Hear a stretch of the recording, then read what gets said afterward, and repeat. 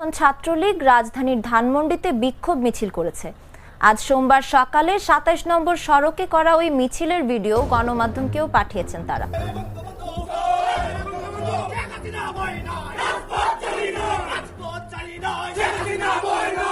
সারা দেশে বিভিন্ন জায়গায় সাবেক প্রধানমন্ত্রী শেখ হাসিনার বিরুদ্ধে করা মামলা প্রত্যাহার ও নেতাকর্মীদের উপর জুলুম নির্যাতনের প্রতিবাদে ঢাকা বিশ্ববিদ্যালয় সহ সারা দেশে বিভিন্ন জায়গায় বিক্ষোভ মিছিল করে ছাত্রলীগ।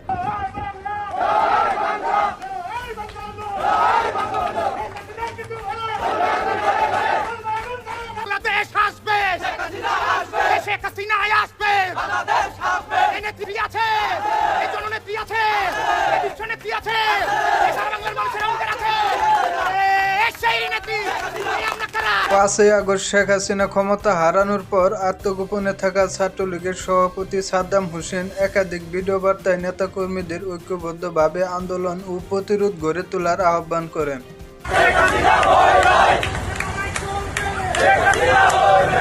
ডক্টর মোহাম্মদ ইউনূসকে অবৈধ সরকার ও শেখ হাসিনাকে দেশে ফিরে আনার দাবিতে সিলেট চট্টগ্রামের গুরুত্বপূর্ণ পয়েন্টে মিছিল করে ছাত্রলীগ। এছাড়াও রাজধানী ঢাকার বিভিন্ন সড়কে মিছিল করতে দেখা যায় ছাত্রলীগ যুবলীগ নেতাকর্মীদের। অন্যদিকে সাবেক প্রধানমন্ত্রী শেখ হাসিনার নতুন একটি কল রেকর্ড গণমাধ্যমে প্রকাশের পর আত্মগোপনে থাকা নেতাকর্মীরা রাজপথে ফিরতে শুরু করেছে বলে জানা যায়। রাজনৈতিক দলগুলো সহ বৈষম্য বিরোধী ছাত্র আন্দোলন তাদেরকে রাজনৈতিকভাবে তাদের মোকাবেলা করার জন্য এবং প্রশাসনকে হঠাৎ করে ছাত্রলীগের রাজপথের আন্দোলন নিয়ে উপদেষ্টা আসিফ মাহমুদ বলেন, ছাত্রলীগ একটি নিষিদ্ধ সংগঠন, এদেশে মিছিল সমাবেশ করার কোনো অধিকার নেই তাদের।